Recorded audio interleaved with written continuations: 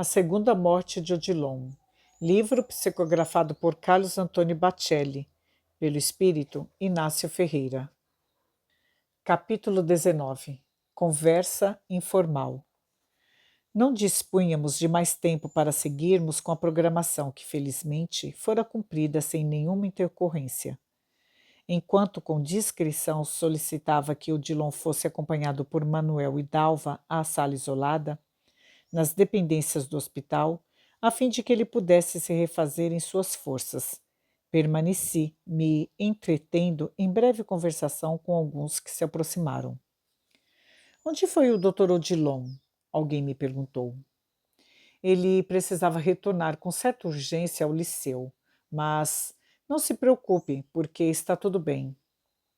Ele nos pareceu um tanto abatido, insistiu. Muito trabalho, não é? Respondi. A rigor, talvez nem pudesse estar aqui conosco hoje. No entanto, o seu devotamento não conhece limites. Doutor, apartei o outro, felizmente mudando de assunto. Tenho em minha casa minha mãe, que reside conosco. Eu, minha esposa, meus 2 filhos e ela. Sinceramente, eu creio que já vivi em outro mundo, que muitos chamam de terra. Sinto, sim, que já devo ter estado por lá diversas vezes, ou em outro orbe semelhante. A minha mãe, no entanto, tem dificuldade para acreditar. Para ela, o fenômeno da morte não aconteceu. É como se tudo estivesse transcorrendo normalmente. Ela diz que o meu pai saiu para uma viagem e não regressou ainda. Vive esperando por ele. Ela diz que, por ter estado doente, não se recorda do meu casamento e nem do nascimento dos meus 2 filhos, seus netos. Deste outro lado, tem muita gente assim, respondi. O caso de sua mãe é comum aos que mentalmente não se habilitaram a reconhecer a vida nas diferentes dimensões em que se manifesta. Provavelmente o espírito de sua mãe esteja despertando gradativamente para a realidade, como alguém que, após sofrer um insulto cerebral, demora para compreender o que houve. A desencarnação, quanto à reencarnação, não deixa de promover um choque em nível cerebral ou mental, que em muitos espíritos chega a ser patológico. A minha mãe diz que não pode ter morrido, de vez que não foi para o céu, nem para o inferno. Certo dia, conversando, ela falou que não aceita que possa ter passado pelo fenômeno da morte, a menos que ela esteja numa espécie de purgatório. No que ela, meu caro, não está totalmente enganada. Estamos sim sendo purgados. Não estamos no purgatório da teologia católica, mas aqui, quanto na terra, não deixa de ser um purgatório. Doutor, interpelou-me outro, o senhor disse patológico? A morte para muitos de nós outros resulta ou nos ocasiona um estado que pode ser classificado como patológico? Existe um famoso autor espiritual, elucidei, de nome André Luiz, que, escrevendo para a Terra, disse em um de seus livros mais interessantes que nós carecemos de adestrar órgãos para a vida nova. Adestrar órgãos? O que significa? Tornou o amigo que me interpelara. O que você acha? Devolvi. Ante o silêncio dele, estendi a pergunta aos que me rodeavam. O que vocês acham? Como ninguém respondesse ao questionamento, comentei. Vocês acham que os órgãos podem ser adestrados? Claro que sim. Todos os nossos sentidos foram, de tempo, sendo adestrados ou desenvolvidos. O tato, a audição, a visão, etc. Os nossos órgãos podem e devem ser adestrados, a fim de que venham a detectar o que não percebem. A criança, quando nasce, demora a se habituar visualmente com a luz. Em matéria de percepções psíquicas, como crianças, a maioria dos que se transferem para a vida nova não está com seus órgãos perispirituais adequados para registrarem a realidade. Rápido intervalo e arrematei.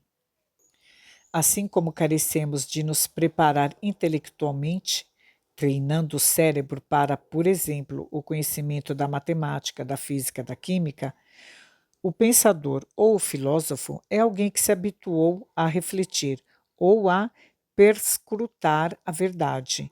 Sabemos que muitos de nós, outros, temos extrema dificuldade no campo da meditação. Há quem não consiga concentração sequer para pronunciar uma prece, quem não se habitua a pensar na morte como sendo mais vida. Vejamos o exemplo de alguns irmãos e irmãs evangélicos que, acreditando no dia do juízo final, programam-se mentalmente para ele e adormecem depois da morte. Colocações lógicas, opinou uma jovem que, igualmente, se aproximara após o término da conferência. Padeceriam de uma espécie de amnésia espiritual, doutor?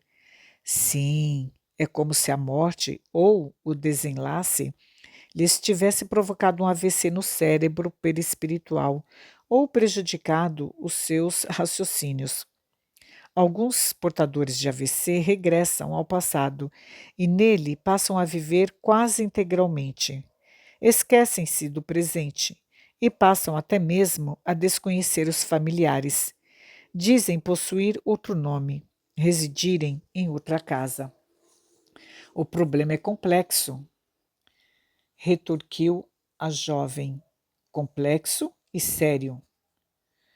Por isso que muitos dentre nós não admitem que já tenham deixado o corpo carnal. Doutor, insistiu um dos que estavam conosco. No entanto, temos os que sabem que deixaram a terra. Pensam que não há necessidade de se preocupar com os que ficaram na retaguarda, porque, mais dia, menos dia, haverão de se reencontrar. Sim, respondi. Conforme ficou dito na conferência, o amor não perde a memória. Porém, quando ainda não se ama o bastante, os vínculos por ele criados são frágeis. E o distanciamento provocado pelo desenlace induz muitos a certa indiferença. Já tivemos, alhures, oportunidades de falar a respeito. Doutor, à medida que morremos para cima, vamos sendo mais felizes, não é? Interrogou-me um amigo que se postava um pouco mais distante. Sim, porque então melhor vamos compreendendo o sofrimento daqueles que não gostaríamos de ver sofrendo, mas sofre com o sofrimento de um ente querido, quem ainda não consegue atinar com a função educadora da dor. Os espíritos superiores sabem que, a rigor, não estamos sofrendo por sofrer, estamos sofrendo para aprender. Eles procuram, sim, nos confortar, encorajar, mas não nos livram das experiências que temos necessidade. A criança, quando começa a ir à escola, sofre por se ver em ambiente desconhecido, sofre por não ter os pais ao alcance de sua visão. Contudo, os pais sabem que a criança necessita aprender e que aquele sofrimento que a induz ao choro é necessário. Os pais sabem que a experiência para a criança que está sofrendo, em essência, é um bem e não um mal. Doutor, mas existe um motivo para que nem todos tenhamos plena consciência de nossa imortalidade, não é? Tornou a indagar a jovem já mencionada anteriormente. Boa pergunta, respondi. Sem dúvida que há. Se o espírito não estiver preparado para a sua plena consciência em relação à própria imortalidade, ele, por exemplo, não permaneceria no corpo e talvez, diante do mais simples obstáculo, cogitasse em mudar de plano. A conquista da fé inabalável deve acompanhar o grau de lucidez do espírito, pois, caso contrário, ele não saberá o que fazer com a própria imortalidade.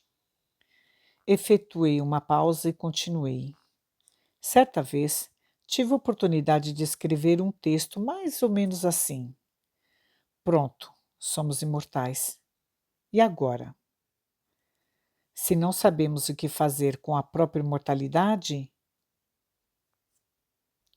No Oriente, ao contrário do que acontece no Ocidente, os adeptos da reencarnação não compreendem que a sua finalidade seja a do aperfeiçoamento do espírito. Para muitos adeptos da multiplicidade das existências, a reencarnação é apenas uma porta que o espírito atravessa para ir de um lugar para outro. Inconscientemente, temos muitos irmãos e irmãs nossos com essa concepção. Reencarnam por reencarnar, desencarnam por desencarnar. Preocupado com o Dillon, desculpei-me com o pessoal e fui ver como estava o amigo. Após a conferência, o hospital estava servindo um pequeno lanche para os presentes, que permaneciam, muitos, em animada conversação uns com os outros, tendo a oportunidade de reencontrar amigos que há muito não viam.